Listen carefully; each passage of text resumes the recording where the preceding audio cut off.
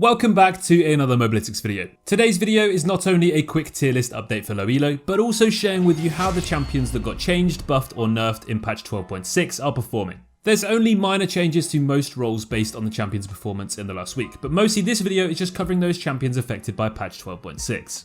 Don't forget to head on over to our website to check out the tier list for yourself and find all sorts of builds and guides to help you out when trying or learning any of these champions. Let's get started off with that top lane. The first champion in the top lane that got changed was Darius. He received a buff to his ultimate base damage and it definitely helped him out, therefore we've moved him back up to the S tier where he truly belongs in low elo. Darius' win rate went from 50% in patch 12.5 to 51.11% in patch 12.6, showing a pretty obvious improvement of just above 1%.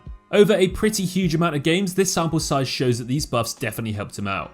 Darius has always been a champion that low elo players really struggle against. He has huge amounts of early game damage, he has tons of kill potential, and his ability to run away with games once he gets fed makes him kinda terrifying to play against. He can easily 1v2 the top and jungler when he's 6, and honestly you probably don't want to go anywhere near that top lane if he's fed and you're in the jungle. Otherwise you may just end up giving him double buffs and ending the game there and then. So Darius is not known for either his split pushing or his team fighting really, and his playstyle kinda merges everything into a mixture. Darius really thrives in those mental clown fiesta games where the fights are all over the place and skirmishes are coming out left, right and centre. He excels in fights where he can be the one choosing whether he wants to commit or not, and pops in and out of the fight, healing and bursting with his Q and executing enemies down with his ultimate. In organised games, Darius does struggle to do his job. Grouped up enemies usually have the CC and damage to deal with him, but in low elo games where everything is a mess, he's easily capable of making the difference. So with these buffs, Darius is a pretty strong pick in 12.6, so if you enjoy him, crack on. Tryndamere received some nerfs in patch 12.6. They nerfed his E cooldown per crit and they also nerfed his ultimate cooldown at lower ranks. His win rate went from 50.33% to 48.86%, so this demonstrates a clear reduction in his performance straight away. Tryndamere has always been a nuisance to play against in pretty much every single rank. In High-ELO there are a ton of Tryndamere one-tricks, so it shows just how crazy this champion's potential is when you know how to abuse him correctly. In lower ranks he's been a bit more hit and miss. He will either run your entire team over or get behind and basically do nothing. If he does get fed though, he becomes really difficult to beat. Tryndamere is another champion with high early game damage and this can enable him to kill you and start snowballing from as early as level 1. A fed Tryndamere basically just sits in a side lane, deletes turrets and mows down everyone that tries to come and stop him. If you don't have a huge amount of CC or survivability, you don't really stand a chance in duels, and you're going to need some friends to come up top and help you out too. And when this happens, it just opens up the map for Tryndamere's team to punish you. Tryndamere is still and will always be a great pick with the right player, but this patch he definitely felt those nerfs, so we're moving him down to the B tier in low elo. Jax received some buffs this patch and they definitely boosted Jax's popularity. However, he hasn't had too much impact on his overall win rates. This may be because it's encouraged a lot of new players to pick him up, or it might just be that the buffs weren't as good as first thought. Either way though, Jax is not exactly a bad champion at the moment. He's more than capable of carrying games by himself if he does get an early lead, and his snowball potential is huge. We've all seen how crazy a fed Jax can be, and it feels like the game is just not winnable if he's got a few levels and a few items ahead of everyone else. You're going to have a pretty spicy crowd control comp to deal with him if he is fed, and it'll involve a lot of time, resources and numbers to shut him down. Jax is that classic, aggressive, punishing bruiser in the top lane, and if he's in control, he's a great pick in patch 12.6. Let's move on to the jungle now, and in patch 12.6 we saw 3 major jungle champion changes: Nidalee, Rengar and Hecarim. Nidalee got some nice buffs to her kit to help her out with some extra range and some lower mana costs, but unfortunately in low elo this has really not made any difference to her win rate and is still hovering at around 48%. So we introduced Nidalee into the B tier of our low elo jungle tier list last week, as we left her out for a long time due to how difficult she was and how hard it is to actually play her optimally. And we're going to keep her there as she just hasn't got what it takes for the majority of low elo players. Now, don't get me wrong, if you can play this champion well, you can without a doubt pop off and 1v9. She has a huge skill ceiling, and if you get a few kills early game, you can easily run away with the game on your own and put your teammates on your back, which is why she's always been so much better in high elo. Nidalee needs to get fed, she needs to snowball and she needs to pop off, as if she doesn't, she won't be able to take the same risks as she can when she's ahead. Nidalee packs a serious punch with an early item spike, and it makes her spears hurt like hell, then she can jump into cougar form, pounce on you from pretty far away and burst you down easily. If she doesn't get fed though, her spears merely tickle you, and you just kill her whenever she turns into a tiger. Nidalee will always be a great pick in the right hands, but for now in low elo, these buffs aren't just enough to bring her out of that B tier. Rengar has been absolutely everywhere since those changes that he got last patch in 12.6. It's pretty obvious that this guy is kinda busted at the moment, and he's got a super high ban rate that definitely reflects that. The Rengar Rework has really tipped him over the edge, and he's doing some suspicious damage right now with the crit changes to his Q. The full assassin build is definitely his most played and most successful build right now. But there are also players having a lot of success and fun with the bruiser and tanky setups too. No matter how you build this champion though, he's a very popular choice this patch, and for a very good reason. Much like Nidalee, we added Rengar to our B tier last patch in anticipation of these buffs, despite this champion never being too good in low elo compared to those high ranking Rengar one tricks. Rengar's win percentage went from 47% to 49% in low elo with these changes, so that does show an obvious improvement, but it's still not as good as it could be, as this champion does require some practice. These adjustments definitely made Rengar a lot more punishing, but it still doesn't change the fact that he's got a really unique playstyle. Rengar will always be a scary pick when you see it in Champ Select though. You never know if he's first timing it, or if he's a hard smurf that's about to make you regret queuing up in the first place. Hecarim received some nerfs this patch, and that's why we moved him down to the A tier last week. Well, it seems like we underestimated just how much difference this would make, and now we've moved him even further down to the B tier. These nerfs have really hurt the pony, and this caused his win rate to drop from 50.8% in patch 12.5 to 46.95% in patch 12.6. That is nearly 4%, which just shows how the mighty have fallen. Hecarim has been dominating the jungle for the entirety of Season 12. His damage was insane, and his mobility allowed him to soar around the map and delete everything that comes his way. These changes have finally made a big difference, and we're definitely going to be seeing a lot less of the turbo horse in the foreseeable future. Onto the mid lane now, and the only real change for the mid lane here is Azir. Tryndamere obviously got nerfed too, but we've covered that already in the top lane. Swain moves up from B to A, and Kayle moves up from A to S due to a spike in their win rates and play rates over the last few weeks. So Azir received some buffs in patch 12.6, and they've made a huge difference to Azir's popularity and his win rate in low elo this week.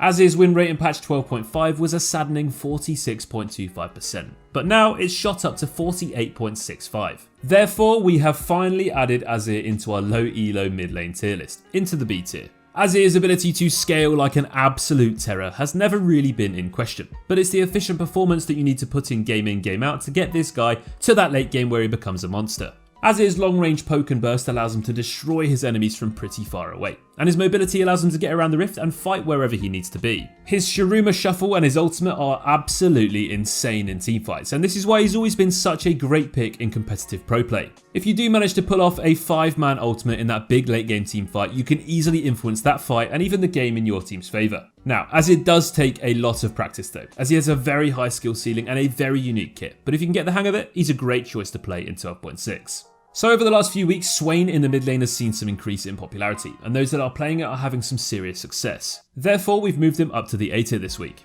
Swain in general is a pretty difficult champion to play against. That E is very hard to dodge, and it can be insanely punishing if he hits it often enough. Swain has a huge amount of burst damage and poke, and this can allow him to really punish those low range or low mobility champions in the mid lane. Swain's ability to destroy teams if he gets a lead is immense, and his survivability and sustain with that ultimate is criminally underrated. Once Swain has those core items, he can get stuck into a whole team with his ultimate and his Zhonya's and deal some crazy damage whilst also being very hard to shut down. Swain isn't as common in the mid lane right now, but if you can play him well, he's a really good pocket pick to have, so give him a go and let us know how you get on. Kayle on the other hand has always been a terror in low elo, and although she has had more popularity in the top lane, she's got a very good win rate in the mid lane this patch. Kayle's scaling is disgusting, and there's very few champions in the whole game that have as much impact as this one once they hit level 16. A late game Kayle has more than enough damage to put all of our teammates on her back and carry with just a few clicks. Kayle's AoE splash damage and cleave is unbelievable, so if you manage to get to that late game, you're probably going to win. Her early game is definitely what lets her down, however she does have that ultimate which can make the difference, especially if one of your teammates are ahead. She goes from a supportive utility type little bit of damage playstyle in the early game to the monstrous carry in the late game. Kayle in the mid lane has gone up to the S tier this patch alongside her already strong S tier top lane position.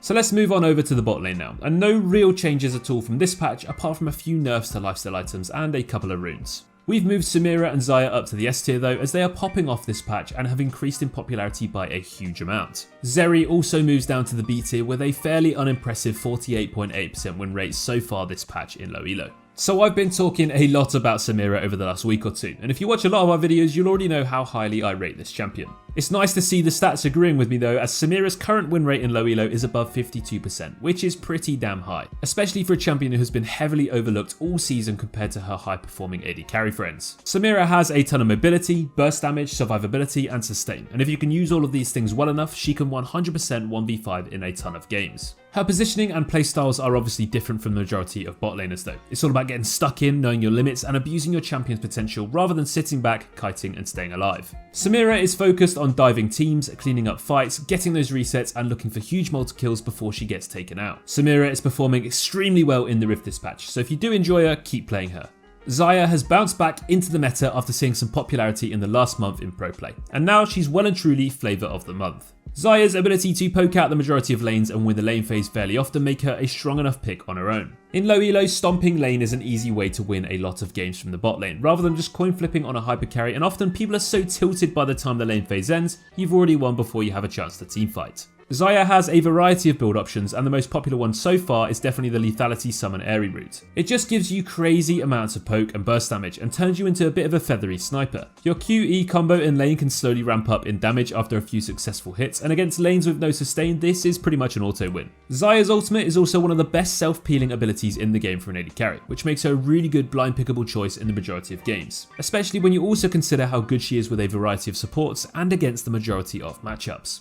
Zeri has fallen down even further since our last week's tier list update, and that's why she's now gone down to that B tier. Zeri has always had more success in high-elo, but due to how insane she was still performing well enough in those low ranks too. However, now that she's been changed and nerfed a few too many times, she's really not doing so great. Zeri was all about that consistent damage output, that insane movement speed and mobility, and just how ridiculously hard it was to actually catch her, let alone kill her or even survive the amount of damage she did. Nowadays, Zeri just doesn't have a good enough early game though, and she's far too reliant on actually having a Yuumi beside her. If you can get to the late game though, she's still really strong, but getting through that early to mid game is fairly difficult as you just don't feel strong enough. Zeri's win rate this patch in low elo is around 48%, which is crazy considering just a few weeks ago it was at least around 52% plus.